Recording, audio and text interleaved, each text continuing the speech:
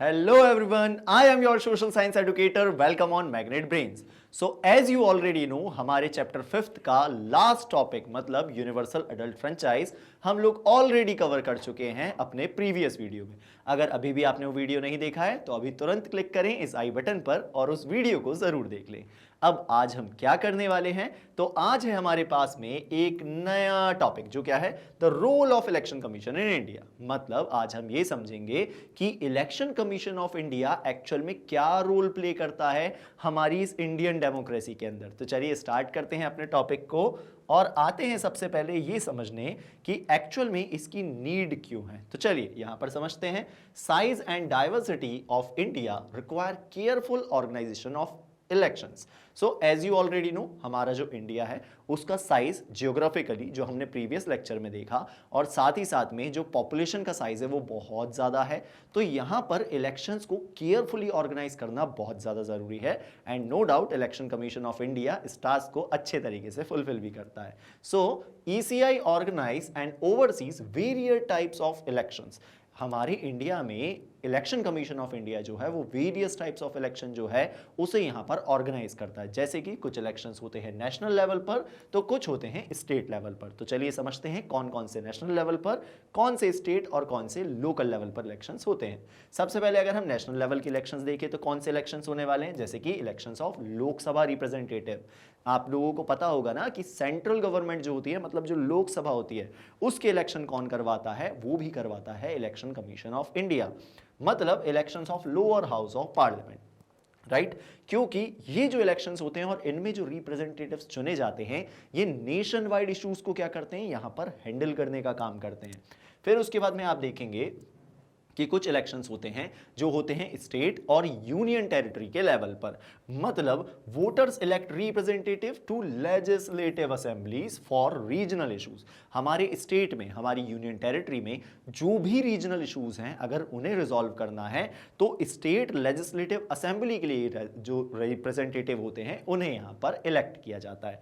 वैसे ही आप देखेंगे कि लोकल लेवल पर भी कुछ इलेक्शन होते हैं, पर लोकल लेवल पर जो इलेक्शन होते हैं वो इलेक्शन कमीशन ऑफ इंडिया नहीं करवाएगा, वो इलेक्शन करवाने वाला है स्टेट इलेक्शन कमीशन। सो स्टेट के लिए एक अलग से इलेक्शन कमीशन बॉडी होती है जो इसका ही सबऑर्डिनेट होता है, आप ऐसा मान सकते हैं। मतलब वो इलेक्शन जैसे कि ग्राम पंचायत के इलेक्शन या फिर अर्बन बॉडीज के इलेक्शन लाइक म्युनिसिपैलिटीज के election managed by the state election commission. So आपको यहां पर दो चीजें दिखाई दी गई होगी। पहली चीज कि इलेक्शन कमीशन ऑफ इंडिया एक ऐसी बॉडी है जो क्या करवाने वाला है, इंडिया में नेशनल और स्टेट लेवल के इलेक्शंस करवाने वाला है। वहीं जब हम बात करते हैं लोकल लेवल के इलेक्शन की तो ये कौन करवाएगा, सो it is done by the election state election commission. Okay, चलिए अब आगे बढ़ते हैं और आगे देखते हैं कि किस तरीके से एक्चुअल में इलेक्शन कमीशन ऑफ इंडिया अपने पूरे रोल प्ले करने वाला है और election commission of India actual में होता क्या है। तो देखिए सबसे पहले अगर हम यहां पर बात करें इलेक्शन कमीशन ऑफ इंडिया की, so it is a independent constitutional body responsible for conducting free and fair election. मतलब election commission of India actual में क्या है, तो इसे हमारे कॉन्स्टिट्यूशन में ही क्या कर दिया गया, फॉर्म कर दिया गया, इसलिए ही ये क्या है, एक इंडिपेंडेंट कॉन्स्टिट्यूशनल बॉडी है। ये वर्ड इंडिपेंडेंट यहां पर क्यों यूज किया जा रहा है, क्योंकि ये जो बॉडी होती है ये पूरी तरीके से इंडिपेंडेंट होती है, मतलब ये किसी के भी इन्फ्लुएंस में नहीं होती, तभी तो ये क्या करवा पाएगी, तभी तो ये फ्री एंड फेयर इलेक्शन करवा पाएगी। अगर ये गवर्नमेंट के इन्फ्लुएंस में होगी तो फॉर श्योर ये इलेक्शंस को फ्री एंड फेयर नहीं रख सकती।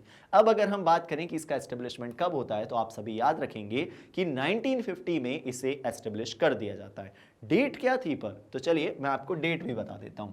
जब इलेक्शन कमीशन ऑफ इंडिया को एस्टेब्लिश किया जाता है तब डेट होती है 25 ऑफ जनवरी, ठीक है। सो 25 ऑफ जनवरी को एक्चुअल में इलेक्शन कमीशन ऑफ इंडिया को एस्टेब्लिश कर दिया जाता है इन 1950।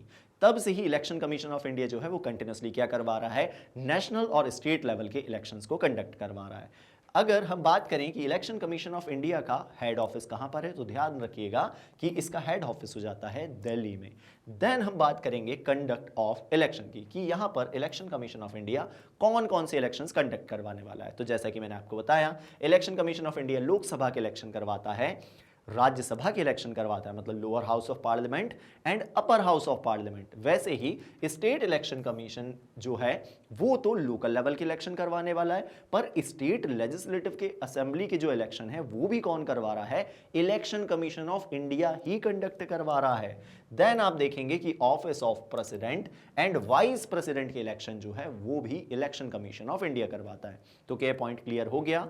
हमने यहां पर देखा कि लोकसभा के इलेक्शन, हमने देखा राज्यसभा के इलेक्शन, स्टेट लेजिस्लेटिव असेंबली के इलेक्शन, और साथ ही साथ में हमने देखा कि office of president and vice president के इलेक्शन, ये सारे के सारे इलेक्शन कौन कंडक्ट करवा रहा है? हमारा इलेक्शन कमीशन ऑफ इंडिया। अब आगे देखिए कि सबसे पहली बार जनरल इलेक्शन इंडिया में कब हुए थे।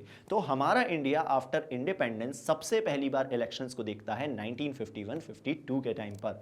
मतलब सबसे पहली बार जब हमारे यहां पर आफ्टर इंडिपेंडेंस वोटिंग हुई है तो वो कब हुई? वो हुई 1951-52 में हुई है। ठीक, तो इस पॉइंट को भी आप लोग याद रखेंगे। अब हम यहां पर देखने वाले हैं एक ऐसे पर्सन के बारे में जो एक्चुअल में इंडिया के फर्स्ट वोटर थे। ये आपको यहां पर दिखाई दे रहे होंगे। Actually he is a teacher from Himachal Pradesh. तो आपको दिखाई देगा, इनका नाम है मिस्टर श्याम सरन नेगी, जो एक स्कूल टीचर हैं। कहां पर? हिमाचल प्रदेश में। और ये वो फर्स्ट पर्सन है जिन्होंने 1951-52 के इलेक्शंस में सबसे पहला वोट कास्ट करा था। सो इनका नाम आप बड़े अच्छे तरीके से याद रखेंगे। और इन्होंने अपना जो 2017 में इलेक्शन हुए हैं उसमें भी वोट कास्ट करा, और तब इनकी एज हो चुकी थी 100 ईयर्स की। सो इनका नाम आपको अच्छे तरीके से याद रखना चाहिए। चलिए अब आगे बढ़ते हैं और बात करते हैं कि किस तरीके से यहां पर इलेक्शन कमीशन ऑफ इंडिया का एक्चुअल में स्ट्रक्चर होता है। तो ध्यान रखिएगा, इलेक्शन कमीशन ऑफ इंडिया जो है वो एक हायरार्कियल सिस्टम को फॉलो करता है। एक हायरार्कियल स्ट्रक्चर आपको यहां पर दिखाई देगा। जैसे कि यहां पर आपको सबसे पहले 3 लेवल दिखाई देने वाले हैं। पहले होगा आपके पास में नेशनल लेवल, देन होगा state and UT level, and then होने वाला है डिस्ट्रिक्ट लेवल। क्योंकि जब इलेक्शंस होते हैं तो हम जब वोटिंग करते हैं तो वोटिंग तो हम डिस्ट्रिक्ट लेवल पर भी करते हैं ना। तो देखिए किस तरीके से यहां पर कौन कौन से ऑफिसर जो हैं काम करते हैं। First of all if we talk about the national level, so यहां पर आप ध्यान रखिएगा कि नेशनल लेवल पर 3 ऑफिसर्स होते हैं, जिसमें से एक होते हैं chief election commissioner of India. ठीक है, और साथ ही यहां पर 2 और इलेक्शन कमिश्नर्स भी होते हैं। मतलब कितने लोग हो गए यहां पर? तो ध्यान रखिएगा, इलेक्शन कमीशन ऑफ इंडिया जो है वो एक 3 मेंबर, एक मल्टी मेंबर बॉडी है। यहां पर चीफ इलेक्शन कमिश्नर और साथ ही साथ में 2 इलेक्शन कमिश्नर्स होने वाले। देन हम बात करें स्टेट लेवल पर या फिर यूटी लेवल पर, तो यहां पर आपको दिखाई देगा कि सीईओ मतलब चीफ इलेक्टोरल ऑफिसर जो हैं वो यहां पर प्लेस्ड होते हैं। देन आप डिस्ट्रिक्ट लेवल पे जब बात करेंगे तो यहां पर जैसे सीईओ थे वैसे ही यहां पर डीईओ दिखाई देने वाले हैं, मतलब डिस्ट्रिक्ट इलेक्शन ऑफिसर। इन्हीं के सबऑर्डिनेट होते हैं 2 और ऑफिसर, जिनमें से एक होते हैं RO that is returning officer, जो एक्चुअल में इलेक्शंस को कंडक्ट करवाते हैं। मतलब ग्राउंड लेवल पर इलेक्शन सही तरीके से हो, इन सारी चीजों को देखने की जिम्मेदारी किसकी है? इनकी जिम्मेदारी है रिटर्निंग ऑफिसर की। वैसे ही आपको दिखाई देंगे ERO that is electoral registration officer, मतलब वो ऑफिसर जो एक्चुअल में इलेक्टोरल रोल को मैनेज करते हैं कि किस पर्सन का नाम इलेक्टोरल रोल में लिखा है और किस पर्सन का नाम वहां से हटा देना चाहिए। सो अब हम इस स्ट्रक्चर को डिटेल में पढ़ने वाले हैं, तो चलिए रेडी हो जाइए और आगे साथ में बने रहिए। सबसे पहले हम यहां पर बात करेंगे की ऑफिसर्स में नेशनल लेवल पर, जो हमने देखा CEC that is chief election commissioner of India. देखिए ये हेड करते हैं, एक्चुअल में ये चेयरमैन होते हैं इलेक्शन कमीशन ऑफ इंडिया के, और ये यहां पर हेड कर रहे होते हैं 3 मेंबर कमीशन को। ठीक, 3 मेंबर मतलब कैसे? एक हो गए कौन? चीफ इलेक्शन कमिश्नर, और साथ ही साथ में जो हमें पता है 2 इलेक्शन कमिश्नर्स। अब इनका काम क्या है? सो ही और she oversees all major elections appointed by president. जितने भी मेजर इलेक्शंस होते हैं हमारे इंडिया में, मतलब जो हमने बात करी लोकसभा, राज्यसभा, स्टेट असेंबली और भी इलेक्शंस जो होते हैं, उन सभी को ओवरसीज करने का काम किसका है? ये काम है चीफ इलेक्शन कमिश्नर का। साथ ही साथ में आपको ये भी पता होना चाहिए कि इन्हें अपॉइंट कौन करते हैं। तो ध्यान रखें, हमारे इंडिया के प्रेसिडेंट जो है वही अपॉइंट करते हैं chief election commissioner of India को। साथ ही साथ में यहां पर मैंने आपको बताया कि 2 इलेक्शन कमिश्नर और होने वाले हैं, जो एक्चुअल में इक्वल असिस्टेंट होते हैं किसके? इलेक्शन कमिश्नर ऑफ इंडिया के, मतलब चीफ इलेक्शन कमिश्नर के। ये तीनों सेम लेवल पर होते हैं बट एक दूसरे की हेल्प यहां पर करते हैं। स्टिल हेड किया जाता है इस कमीशन को बाय द सीईसी। देन हम बात करेंगे स्टेट लेवल पर। स्टेट लेवल पर हमने देखा कि एक ऑफिसर होते हैं जिन्हें कहा जाता है chief electoral officer, that is CEO. क्या करते हैं ये? तो सबसे पहले तो ध्यान रखें, इन्हें ईसीआई के द्वारा मतलब इलेक्शन कमीशन ऑफ इंडिया के द्वारा अपॉइंट किया जाता है। ये एक्चुअल में एक सीनियर आईएएस ऑफिसर हो सकते हैं जिनका काम ये है कि स्टेट इलेक्शंस जब हो रहे हैं तो ये उन्हें सुपरवाइज करने का काम करते हैं, मतलब वहां पर किसी भी प्रकार की कोई मेल प्रैक्टिस ना हो, ये एंश्योर करने का काम किसका है? ये एंश्योर करने का काम है सीईओ का, चीफ इलेक्टोरल ऑफिसर का। देन हम बात करेंगे डिस्ट्रिक्ट लेवल ऑफिसर्स की। डिस्ट्रिक्ट लेवल पर हमने सबसे पहले देखा डिस्ट्रिक्ट इलेक्शन ऑफिसर, मतलब ये स्टेट डेजिग्नेटेड ऑफिसर होते हैं, जैसे कि डिस्ट्रिक्ट कलेक्टर जो है उन्हें चार्ज दे दिया जाता है डीईओ का। यहां पर ये ओवरसी करते हैं डिस्ट्रिक्ट एक्टिविटीज को, मतलब जब डिस्ट्रिक्ट में किसी भी प्रकार के इलेक्शन हो रहे हैं तो ये सारे इलेक्शंस को देखने का काम करेंगे कि वहां पर कोई भी मेल प्रैक्टिस ना हो, ये एंश्योर करते हैं। ठीक है, देन हम बात करेंगे इनके नीचे कुछ ऑफिसर होते हैं जिसमें से एक है returning officer, that is RO. RO क्या करते हैं? तो ये कंस्टिट्यूएंसी स्पेसिफिक होते हैं और साथ ही साथ में ये देखते हैं कि जो ग्राउंड लेवल पर इलेक्शन हो रहे हैं वो सही तरीके से एग्जीक्यूट हो तो रहे हैं ना, कहीं ऐसा तो नहीं वहां पर किसी प्रकार की मेल प्रैक्टिस हो रही हो। तो ये सभी चीजों को ग्राउंड लेवल पर एंश्योर करते हैं एक्चुअल में आरओ।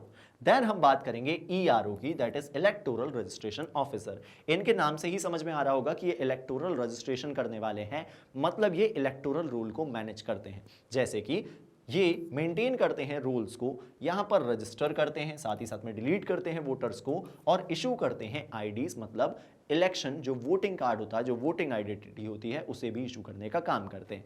अब ये यहां पर रजिस्टर कर रहे हैं, जैसे कि जब आप 18 प्लस के हो जाएंगे तब आपका नाम भी इलेक्टोरल रोल में यही होंगे जो क्या करने वाले हैं? लिख देने वाले हैं, रजिस्टर कर देने वाले हैं। वैसे ही अगर किसी पर्सन की डेथ हो गई तो उसका नाम यहां से डिलीट करना भी क्या है? जरूरी है, क्योंकि वो अब वोटर नहीं रहने वाले हैं। सो इलेक्टोरल रजिस्ट्रेशन ऑफिसर जो है ये सारे कामों को हैंडल करते हैं। सो आई होप आपको ये समझ में आ गया होगा कि कितने सारे अलग अलग लेवल पर, तीनों लेवल पर आपको ये की ऑफिसर्स दिखाई दे गए। ठीक, चलिए अब आगे बढ़ें और अब हम बात करते हैं कि election commission of India actual में कौन कौन से की टास्क को परफॉर्म करता है। तो सबसे पहला टास्क क्या है इलेक्शन कमीशन ऑफ इंडिया का? इलेक्शंस की डेट डिसाइड करना। आपने देखा होगा ना कि इलेक्शन कमीशन ऑफ इंडिया पहले ही बता देता है कि इतने तारीख से क्या होने वाले हैं, वोटिंग होने वाली है, इतनी तारीख को क्या होगा, उसका रिजल्ट आ जाएगा। इलेक्शंस की डेट डिसाइड करना, रिजल्ट की डेट डिसाइड करना, ये सारी चीजें कौन करता है? इलेक्शन कमीशन ऑफ इंडिया करता है। Then registering political parties. अब आपने सुना होगा कुछ पॉलिटिकल पार्टीज होती है जो नेशनल लेवल की होती है, कुछ पॉलिटिकल पार्टीज होती है जो स्टेट लेवल की होती है। इन सभी पार्टीज को ये स्टेटस देना या फिर इन्हें रजिस्टर करना, ये कौन करता है? ये काम भी है किसका? इलेक्शन कमीशन ऑफ इंडिया का। साथ ही enforcing the model code of conduct. What is model code of conduct? ये हम आगे जाकर बहुत डेप्थ में समझने वाले हैं, बट स्टिल अभी भी बता देता हूं। ये एक्चुअल में कुछ गाइडलाइंस होती है जो सभी को फॉलो करनी पड़ती है ड्यूरिंग द इलेक्शन। इलेक्शन के टाइम पर इलेक्शन पीसफुली कंडक्ट हो सके, इसलिए मॉडल कोड ऑफ कंडक्ट को भी ये क्या करता है? एनफोर्स करता है और सभी से कहता है कि सभी इसको क्या करें? यहां पर माने और इसके अनुसार काम करें। देन आप देखेंगे overseeing the entire electoral process. तो हमारे पूरे इंडिया में जितनी भी इलेक्टोरल प्रोसेस हो रही है सभी को देखने का काम और fair and free election conduct करवाने की जो जिम्मेदारी है, जो रिस्पॉन्सिबिलिटी है, वो किसके पास है? वो है इलेक्शन कमीशन ऑफ इंडिया के पास। ये क्लियर हो गया कि कैसे कैसे टास्क जो हैं वो इलेक्शन कमीशन ऑफ इंडिया के द्वारा करे जाते हैं और ये कितने ज्यादा इंपॉर्टेंट होते हैं।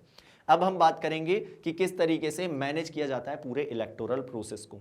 देखिए, सबसे पहली चीज कि हमारा इंडिया साइज में जितना बड़ा है, पॉपुलेशन जितनी ज्यादा है, तो ये एक मैमोथ टास्क हो जाता है। एक्चुअल में ये बहुत बड़ा चैलेंज है इतनी बड़ी पॉपुलेशन का इलेक्शन करवाना। जैसे कि आप सभी को पता है अभी हमारे इंडिया की जो पॉपुलेशन है वो बहुत ज्यादा बढ़ चुकी है, शायद हम सबसे फर्स्ट रैंक पर हैं पूरे वर्ल्ड में in the number of population.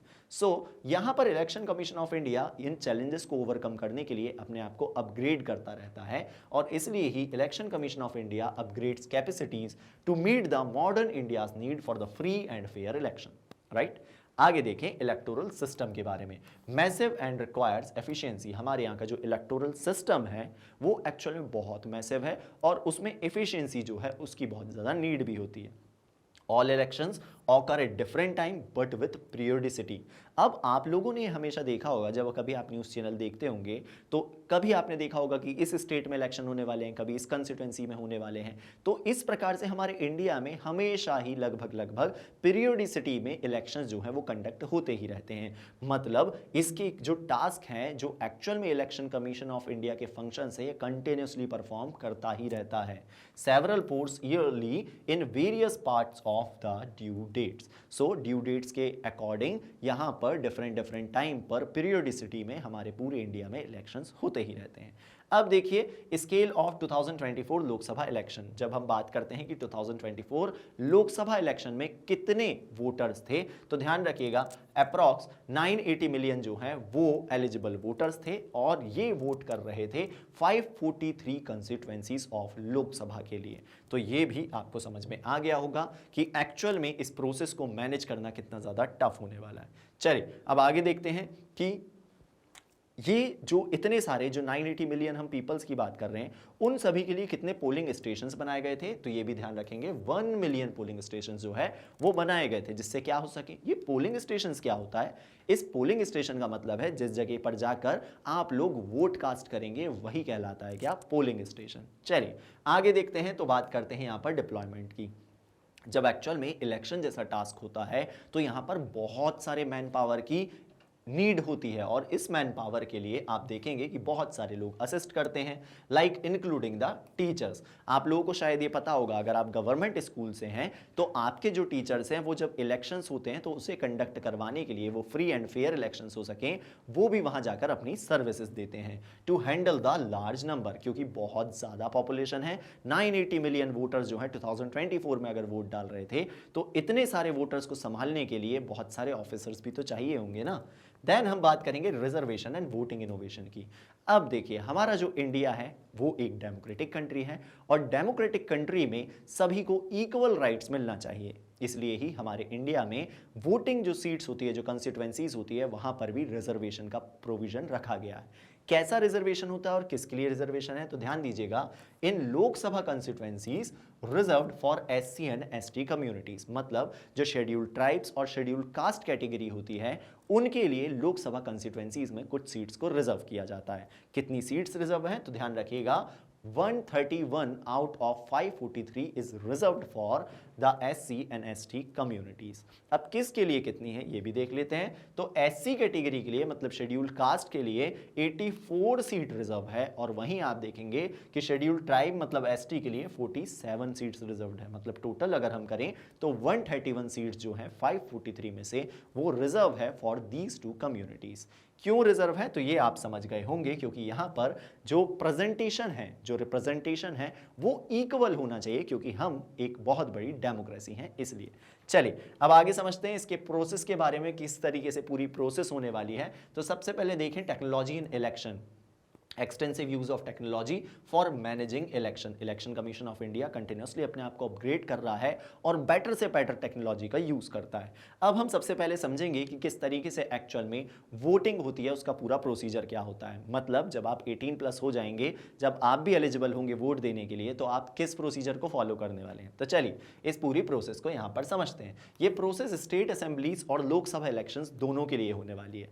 सबसे पहले अगर आप देखें तो पहले आप मिलते हैं एक फर्स्ट पोलिंग ऑफिसर से। जब आप फर्स्ट पोलिंग ऑफिसर से मिलते हैं तो वो आपका नेम चेक करते हैं, कहां पर, वोटर लिस्ट में, कि वोटर लिस्ट में आप रजिस्टर्ड हैं या नहीं है। देन वो आपसे मांगते हैं आपका आईडी प्रूफ, मतलब आपका वोटर आईडी कार्ड। देन ये वेरीफाई करने के बाद में वो आपको भेज देते हैं दूसरे पोलिंग ऑफिसर के पास में। फिर सेकंड पोलिंग ऑफिसर जो है वो आपकी फिंगर पर इंक लगाते हैं, मतलब आपकी इंडेक्स फिंगर पर इंक लगा दी जाती है, जो एक्चुअल में आसानी से रिमूव नहीं हो सकती। देन गिव्स द चिट, और हम कह सकते हैं कि आपको एक स्लिप दे दी जाती है जिसमें आपका नेम मेंशन होता है, एंड टेक्स योर सिग्नेचर। फिर वो क्या करते हैं, एक रजिस्टर में आपके सिग्नेचर ले लेते हैं, जिससे पता लगता है कि हाँ आप वोट कास्ट करने तो आए थे। देन आप जाएंगे थर्ड पोलिंग ऑफिसर के पास में। थर्ड पोलिंग ऑफिसर ये जो स्लिप आपको मिली थी वो आपसे वापस ले लेने वाले हैं, जिसमें आपका नाम होगा और साथ ही साथ में आपकी फिंगर को चेक करेंगे कि आपने इंक लगवाई है या नहीं लगवाई है। देन फोर्थ स्टेप ये होगा कि आप जाएंगे पोलिंग बूथ के अंदर। देन वहां पर होगी आपके सामने एक मशीन। एक मशीन जो होती है एक्चुअल में EVM machine, electronic voting machine, उसमें बहुत सारी पार्टीज होती हैं जो जो एक्चुअल में इलेक्शन में कंटेस्ट कर रही हैं, सभी के सिंबल बने होते हैं और उनके सामने होता है एक बटन प्रेस करने के लिए। सो आप जिसे भी वोट कास्ट करना चाहते हैं आप उस बटन को प्रेस करेंगे, देन वहां से एक बीप साउंड आएगा, मतलब आपका वोट कास्ट हो चुका है। और वहीं पर ही एक और मशीन होती है जिसे कहा जाता है वीवीपैट। वीवीपैट में आपको एक स्लिप दिखाई देगी जिसमें यह दिखाई दे जाएगा कि आपने जिस पार्टी को वोट दिया है वो स्लिप भी उसी पार्टी की है। सो देखिए, a button to vote on the electronic voting machine. So EVM पर एक बटन होगी, उसे आप प्रेस करेंगे, आपको सुनाई देगा एक beep sound, then check the printed slip in the voter verifiable paper audit trial. मतलब क्या? वीवीपैट, इसका फुल फॉर्म बड़े अच्छे से याद रखिएगा। अब साथ ही साथ में एक और चीज आपको पता होना चाहिए कि यहां पर पार्टीज के जो सिंबल होते हैं उनके साथ में एक और बटन होता है जिस पर लिखा होता है नोटा। नोटा मतलब क्या? नोटा मतलब नन ऑफ द अबव। अगर कभी ऐसी कंडीशन बनती है, क्योंकि इंडिया एक डेमोक्रेटिक कंट्री है तो सभी को वोट डालना तो इंपॉर्टेंट है ही, पर अगर ऐसा होता है कि आपको किसी भी कैंडिडेट को वोट नहीं करना है, आपको उनमें से एक भी कैंडिडेट पसंद नहीं है, तो आप नोटा के बटन को प्रेस कर सकते हैं, मतलब नन ऑफ द अबव, क्योंकि आपको उसमें से एक भी कैंडिडेट पसंद नहीं आया है। सो आप समझ गए कि कितने फेयर तरीके से एक्चुअल में पूरा प्रोसेस जो है वो हैंडल किया जाता है। अब यहां पर ईवीएम और वीवीपैट क्या होता है इसके बारे में अच्छे तरीके से जान लेते हैं। देखिए, जो ईवीएम है और जो वीवीपैट है वो एक्चुअल में इंडिया बहुत सारी कंट्रीज को इसके यूज के लिए ट्रेनिंग भी देता है, क्योंकि इससे फेयर इलेक्शन हो सकते हैं और फ्री इलेक्शन होते हैं। जैसे कि हम बात करें, India's EVM and VVPAT used in countries like Namibia and Bhutan with ECI support, मतलब इलेक्शन कमीशन ऑफ इंडिया इसमें सपोर्ट करता है, एंड नामीबिया और भूटान जैसी कंट्री अब इस टेक्नोलॉजी को यूज भी कर रही है with the support of ECI। Other countries studied trend by the Indian to adopt. अब ये ईवीएम क्या होता है तो इसका फुल फॉर्म जरूर याद रखें, इलेक्ट्रॉनिक वोटिंग मशीन।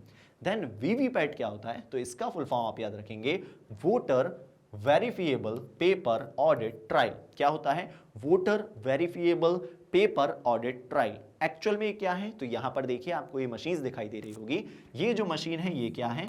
ये है एक्चुअल में ईवीएम। ईवीएम मतलब क्या? Electronic voting machine. यहां पर ढेर सारे सिंबल होंगे और इनके सामने ऐसी बटन्स बनी होगी जिन्हें आपको क्या करना होगा? प्रेस करना होगा।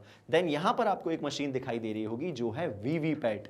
वीवीपैट मशीन, आप जिस भी सिंबल पर क्या करने वाले हैं, क्लिक करने वाले हैं, प्रेस करने वाले हैं, वो सिंबल आपको यहां पर एक फिजिकल स्लिप में दिख जाने वाला है। तो इस तरीके से वीवीपैट और ईवीएम जो है वो एक्चुअल में काम करती हैं। आगे देखें, system producing physical paper record for the voters to verify electronic vote. अब हमने जो इलेक्ट्रॉनिकली वोट दिया है वो वीवीपैट में जब दिख जाता है तो मतलब ये हो जाता है कि हाँ ये फिजिकली वेरीफाई हो चुका है। Then provides the backup for verification, recounting in disputes and failure of the electronic system। अगर कभी ऐसी कंडीशन बन जाती है कि इलेक्ट्रॉनिक सिस्टम फेल हो जाए या फिर किसी प्रकार के डिस्प्यूट हो जाए तो यहां पर इन चीज़ों के वेरिफिकेशन के लिए ही वीवीपैट जो है वो यूज़ की जाती है। सो आई होप आपको ये भी समझ में आ गया होगा कि किस तरीके से ये जो मशीन्स हैं इनका यूज़ किया जा रहा है पूरे इलेक्शंस में। So role of election commission of India जो है वो पूरी तरीके से क्लियर हो गया होगा। अगर आप चाहते हैं ऐसे ही और वीडियोस देखना तो आप हमारे यूट्यूब चैनल पर जा सकते हैं, आप विजिट कर सकते हैं हमारे ऐप पर, या फिर आप विजिट कर सकते हैं हमारी वेबसाइट पर, जहां मिलने वाले हैं आपको ये सारे कोर्सेज जो होने वाले हैं हाई क्वालिटी में, वो भी 100% free. If you want e notes and e books तो आप डिस्क्रिप्शन में दिए हुए लिंक पर क्लिक कर सकते हैं। अगर आप सभी को ये वीडियोस पसंद आया है तो इसे लाइक करना, शेयर करना और चैनल को सब्सक्राइब करना बिल्कुल ना भूलें। Thank you.